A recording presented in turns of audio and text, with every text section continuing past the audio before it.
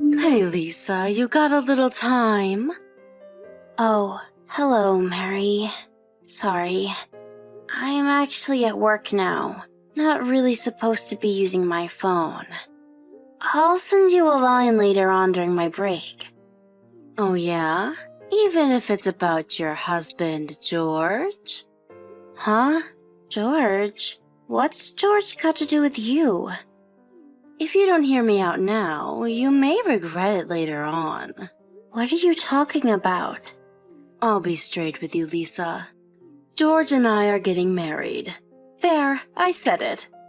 Wait, what? What are you even saying? Is this a joke? George is my husband. He can't marry you. That makes no sense. Yeah, but once you divorce him, it starts to make perfect sense. It's not as simple as that. Just hold on a second. I'm going to take the afternoon off and confirm this with George. Oh yeah? Can you even confirm it? Yeah, he's at home today, working remotely. Once I get home, we'll clear the whole thing up. It's all a big mistake. Or some sort of prank you're pulling. Yeah, but maybe it would be better for you if you didn't do that. Why do you say that? I don't know how to tell you this, but I'm at your place. Or should I say bed now with George. Not sure you want to witness that. Excuse me? Kinda naughty, don't you think? Making love with my younger sister's husband in their own bed. I can't get enough of it. This guilty pleasure. It's intoxicating. I just got a line message from George. So, it's all true, huh? This is not a joke. Just as I said, right? He even said I'm way more attractive than you. True that. He says he prefers older women. Who would have thought, huh? So it's decided. George is mine. End of story. That means you have no reason to come home. You're not wanted here. What about you? As I recall, you're married too. That's all taken care of. I was worried I wouldn't be able to pay him off, but good old George saved the day and settled that no problem. The divorce went through without issues just this morning. Good riddance to that guy. George paid it off. Huh. I'm surprised. When you got money, you got money. George is loaded. Do as you like, Mary. Hope you don't have any regrets. Oh yeah? I'm surprised you gave up so easily. I was expecting a bigger fight. I'll send the divorce papers over to Mom and Dad's place. Sign it and submit it at City Hall as soon as you can. You got that?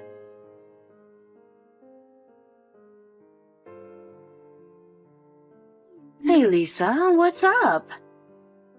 Has it already been 6 months? Time flies. Is that you, sis? What the hell do you want? You got a real nerve contacting me after what you pulled. Yeah, I knew you would be this way. I kinda understand how you feel, actually. I was just texting you to tell you something very important. Is this about you guys finally getting married? You already heard? You must be clairvoyant. Kinda obvious. Why else would you contact me? Just want to rub it in my face. I saw it coming a mile away. Aw, shucks. I was going to gloat all about how happy I am. Hear you squirm. This is no fun. Everything you say is no fun.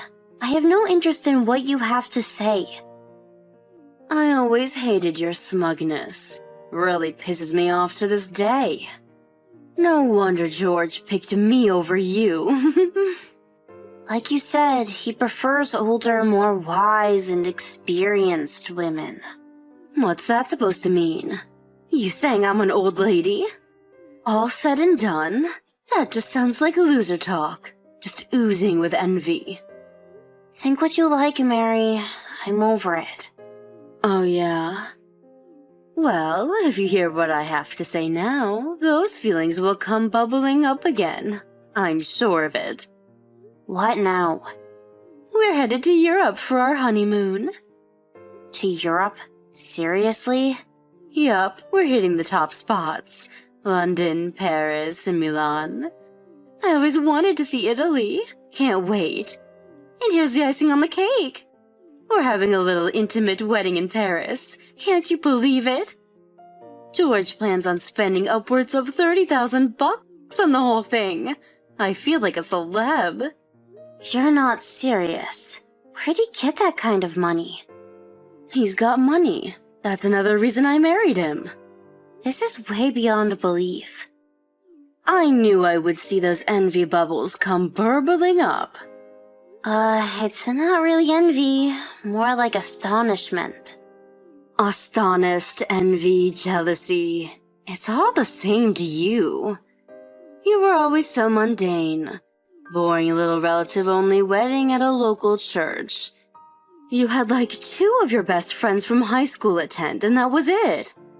What a total joke. You guys didn't even go on a honeymoon, did you? What a huge difference. Never thought such a disparity would show up now. The way he loves and cares for me. It's like night and day. Well, that was then. You can take it however you like. But I can tell you this, you shouldn't be so extravagant. It might come back and bite you in the you-know-what. Huh?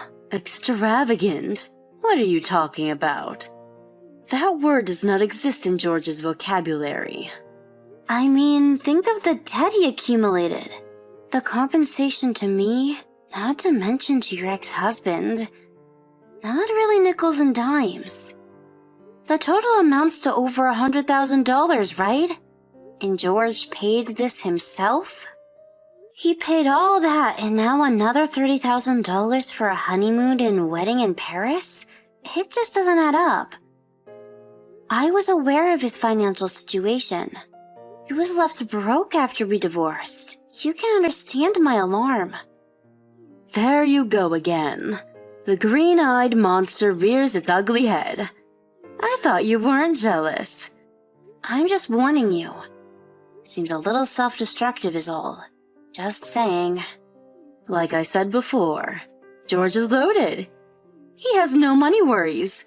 I thought you knew all about this. He was your husband after all. No, I never knew he had so much money, to be honest. What's $100,000 much less $30,000? That's just chump change to him. I wish you would just admit defeat and froth at the mouth with envy. That would make my day. Okay, I tried warning you. If you're so set on having the upper hand, have it your way. Yeah, I do have the upper hand. You giving up so easily kinda makes me feel sorry for you. Think what you like. Like I said, I warned you out of concern, not envy. Just so you're aware. I've already cut all ties with you. I don't think of you as my family after what you pulled. So I really don't care what happens to you. Don't come crying to me later. I'm fine with that. That means you will no longer have any feelings for my George. That's exactly what I wanted.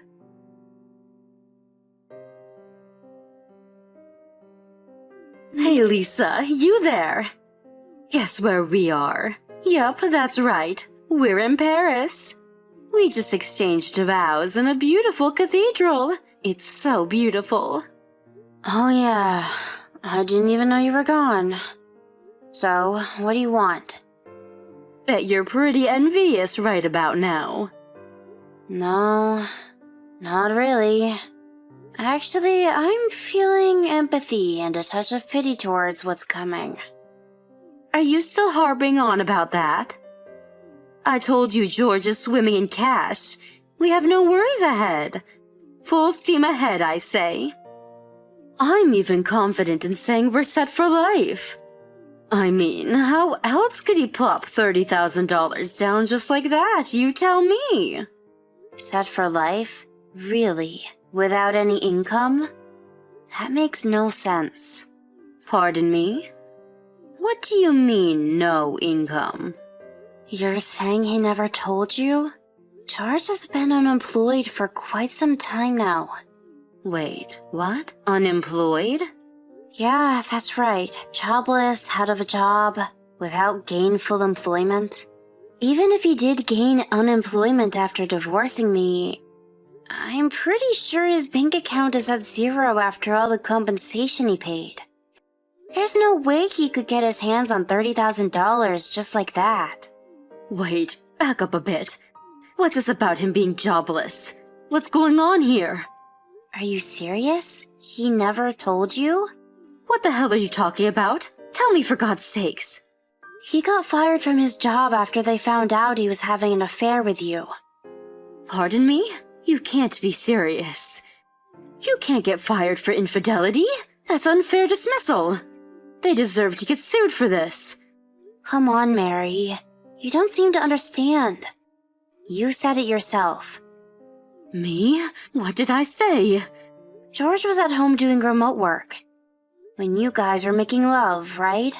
Working remote means he's on company business hours. Having an affair with a married woman on company time? Sounds like a good reason for dismissal to me. Yeah, but... The company has ways to check whether an employee is working or not. With widespread use of remote work recently, it's kind of hard to be inactive without them knowing. And it wasn't just a one-time thing either. It evidently affected his work performance. They had all the evidence, so he got fired. I warned you about this. And I don't really think he got any kind of surveillance package or meaningful retirement bonus. But I'm really curious about that $30,000 for this honeymoon you're on. How did he manage that? So does that mean he wasn't working at home, doing remote work all this time? Yeah, like I said, no gainful employment. Yeah, pretty sure. No, this is some kind of sick joke. What I can't understand is why you even thought he was rich. He's just a normal office worker, not some elite businessman. Huh? Just an office worker? Of course the company he worked for was a major corporation, and his pay was a bit more than average, but basically he was just a salaried worker.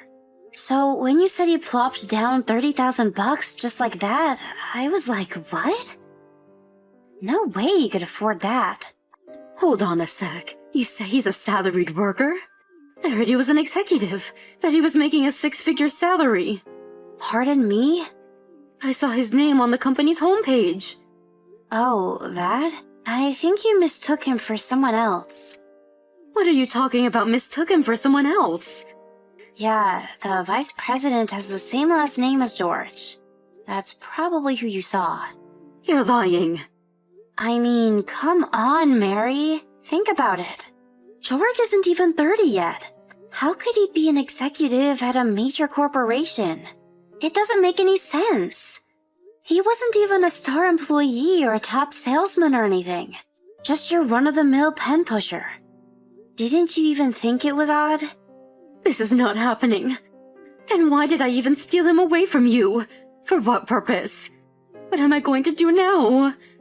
I've been totally conned. I don't want him anymore. You can have him back, Lisa. No thanks. I better get back to work. Wait a sec. You can't leave me hanging. Goodbye. Have fun in Paris.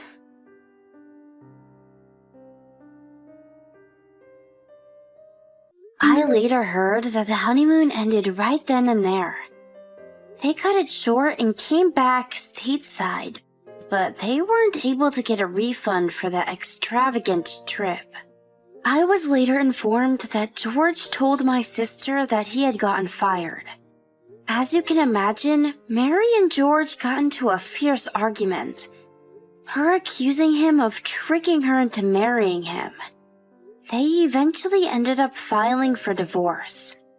That $30,000, you ask? George borrowed that money from his sister. He convinced her that he wanted to take his new wife on a once-in-a-lifetime trip to Europe. His sister apparently signed some loan application as the grantor for some disreputable moneylender without properly reading the agreement. Last I heard, he was saddled with 2 or 3 part-time jobs just to pay off his debts. I just can't understand people. Why can't they manage their money properly? Don't they see the consequences? Anyway, as long as they don't interfere with my life going forward, I'm fine with that.